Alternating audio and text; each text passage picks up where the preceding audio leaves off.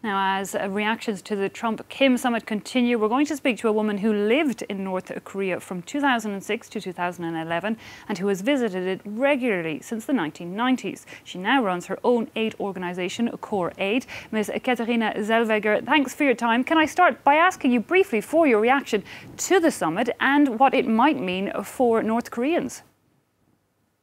Good morning. Well, it was certainly a remarkable event, this summit between President Trump and Chairman Kim Jong-un. But now, of course, the question is what concrete follow-up steps will be taken. I see it as a start of a process, and that is already very good because from my viewpoint, you can only solve problems peacefully if you talk to each other. So I see this as hopefully a good beginning to move into the right direction. Because Ms. Zellweger, you have lived in North Korea for 5 years at one point consecutively. Give us an idea of what exactly is life like there? How isolated is it? What is daily life like for people there?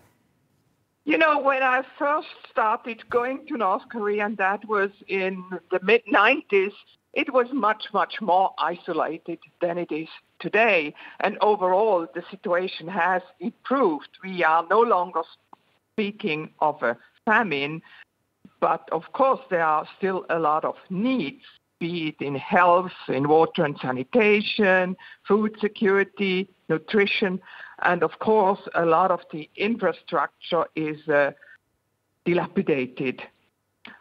So there is still a lot to do, and I hope an outcome of this summit will be a gradual relaxation of the sanctions, hopefully economic activities, a gradual wider opening up and engagement with the international community.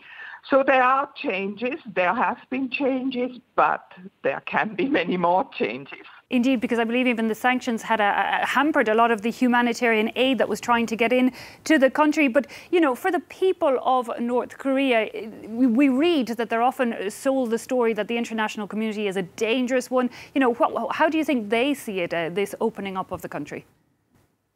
You know, when you are there, you are welcomed if you establish a relationship and trust. And that is the key to working in any other country or anywhere in the world.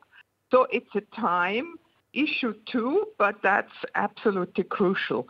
And then you can certainly work in North Korea and you can help people, because I do believe North Korean people deserve a better life too.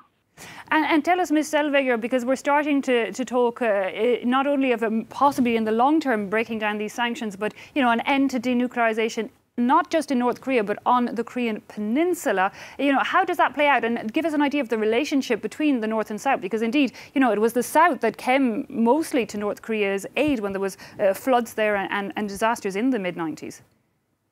Well, I'm delighted that the relationship between North and South Korea is improving, because after all, they are neighbors and they are the same people. And so let's hope that also moves forward, not just the relationship between the US and North Korea, because when I was watching the meeting, the talks between President Trump and Chairman Kim Jong-un, I kept thinking, and where is South Korea? I mean, there are many players related to the issues on the Korean peninsula. Okay, Ms. Katharina Zellweger, thanks so much for giving us your time and your perspective on the situation there in North Korea and the possible effect that summit between Donald Trump and Kim Jong-un might have. Ms. Katharina Zellweger there speaking to us live.